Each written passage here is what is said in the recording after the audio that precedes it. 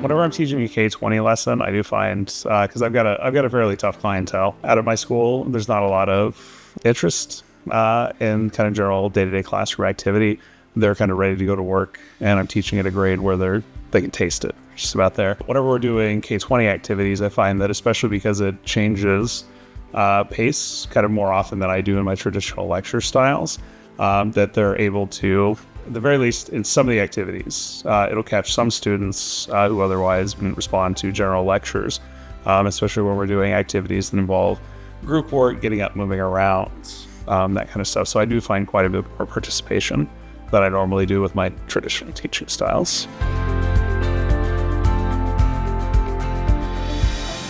I think specifically when I'm doing K20 strategies or I'm teaching lessons from K20, it gets me out of my comfort zone, which I think is not particularly what the students enjoy. Originally, my background was teaching in college, and so I tended towards lectures and talking big ideas and things like that. But I do find that with the changing the pace and engaging differently with them, whether it be doing like an engage to get them excited, or whether doing an explain, which is generally much shorter than something I would do, that they're able to hang with the lesson a lot better.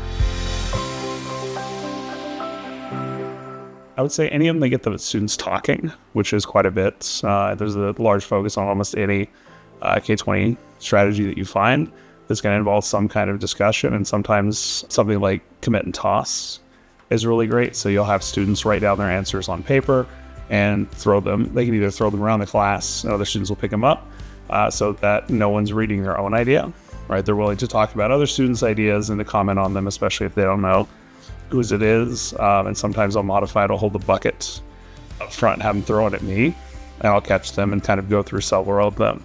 It could also be used if you want to have them put their name on it but not say it out loud.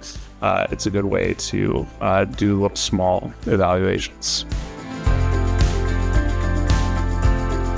Quite a bit. So I remember walking into the classroom. I'd had plenty of training for teaching in college, and one of my friends who I did a lot of classes on pedagogy and learning about teaching with had said the best quote he had ever heard was that teaching is not about young people watching old people do work.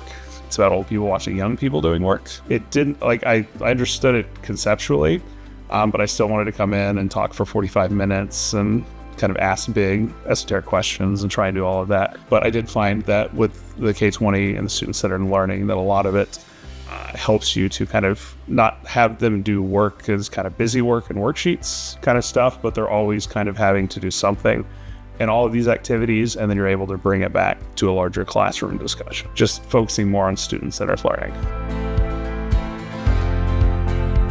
Whenever I'm talking to other colleagues, if they're trying to figure out how to teach something, I have a K20 strategy that I'm willing to throw their way. Say, have you considered doing this?